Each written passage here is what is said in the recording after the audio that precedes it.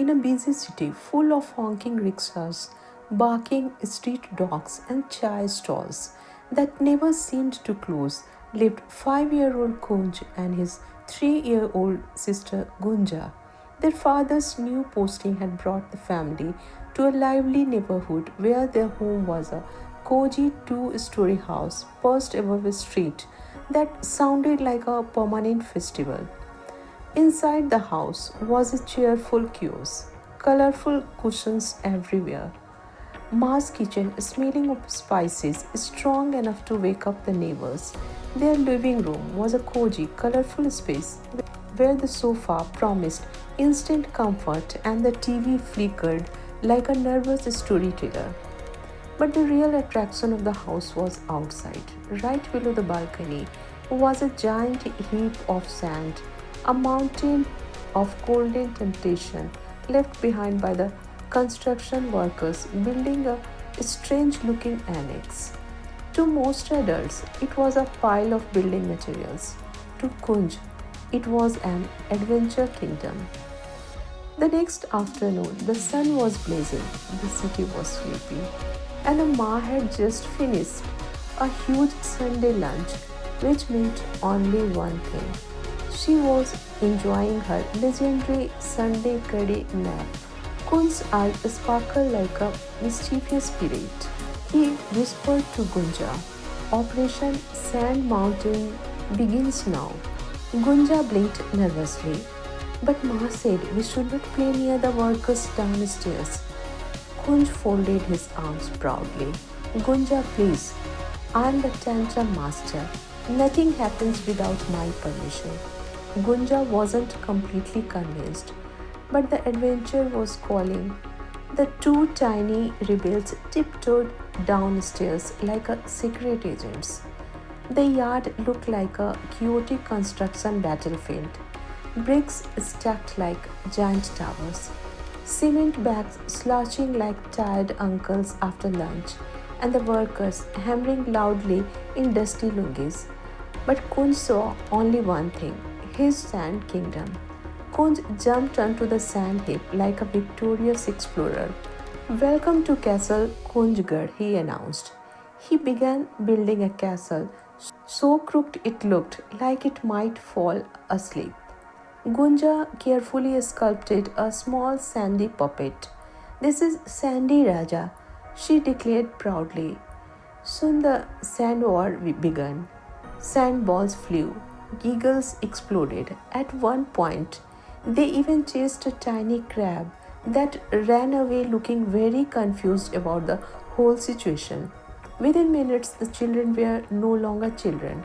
They had transformed into something entirely new, walking sand dunes. Time passed quickly. The sun slowly began sinking into the evening sky. The workers packed their tools and looked at the sandy children in disbelief. One worker shook his head and said, Are bachas, go home now. Your mother will blame us. Kunj saluted dramatically like a pirate captain. Mission complete, and the walking dunes duo marched upstairs.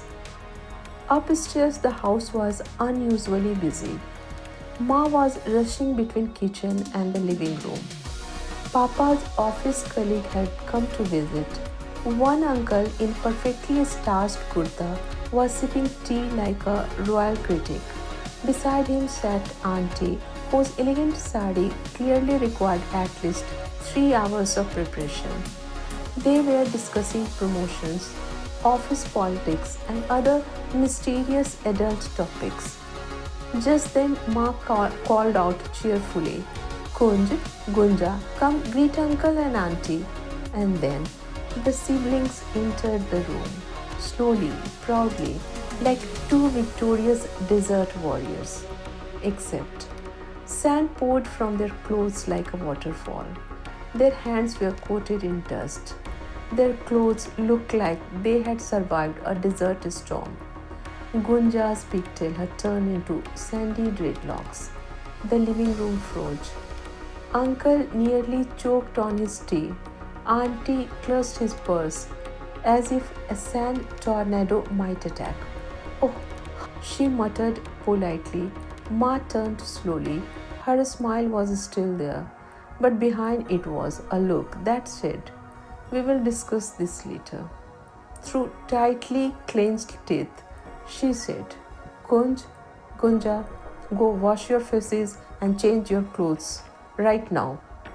The walking dunes nodded quietly. Retreat was necessary. As they hurried towards the bathroom, Gunja whispered nervously, "What will we say when Ma asks? She always knows everything." Kunj rubbed sand from his ear thoughtfully. "No problem. We will say that Sandhip kidnapped us." Gunja stared. "That makes no sense." Kunj nodded confidently. "Exactly. Science will explain it." From the corner of the house, Nani had heard everything. She burst into laughter. "Kunj Baba," she chuckled. "So science painted the sky and also your clothes." Her laughter echoed through the house. In the bathroom, Kunj scrubbed sand from his hair like a determined archaeologist. "Next time," he whispered to Gunja, "we blame Sandy Raja." Gunja nodded seriously. "And the crab?" "Yes," Kunj agreed. "Definitely the crab."